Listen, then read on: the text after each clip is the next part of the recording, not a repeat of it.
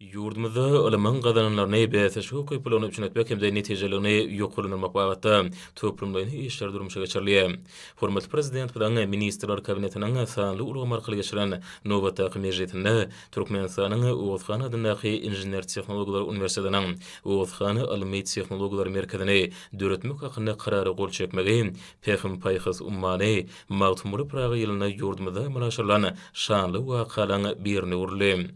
Almy Tehnologiýalar merkeziniň döredilmegi ýurdumyzda alnyp barlaýan almy barlygynyň depkinni ýokurlanmagy, emeli aňy, nano, bio we maglumat, kiber howpsuzlyk, sanly we akylly tehnologiýalary, elektron enjamlaryň tehnologiýalaryny düýpli we netijeli öwrenmäge, alamy önümçilik babatda iş urlun hem-de täzeçiligiň täze innowasion usullaryny işläp taýýarlamagy, ösdürmäge, innovasiýa ulgamynyň netijeli işlemi üçin häzirki zaman taslamaları taýýarlamagy, kiber sport, injenerçilik we tehnologik bilimler we ilimler boýunça okuw usuly, almy barlygy analitik maslahat berje babatda işleri alyp barmagy mümkinçilik berer.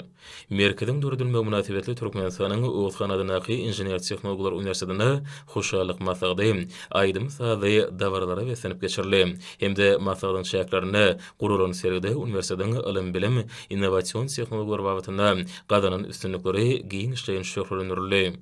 Merkezde dürli urur boýunça alnyp barjak ilmi barlyk işleriniň netijeleri ýurdumyzyň durnukly ykdysady ösüşini üpçün etmäge, halkymyzyň hal ýagdaýyny gurulmagy gönükdirilen innowasion teklipleri taýýarlamagy, innowasion tehnologiýalar babatda halkara birleşigine goşuşmagy, eksporda gönükdirilen önümçiligi ýola goýmagy itergi berer.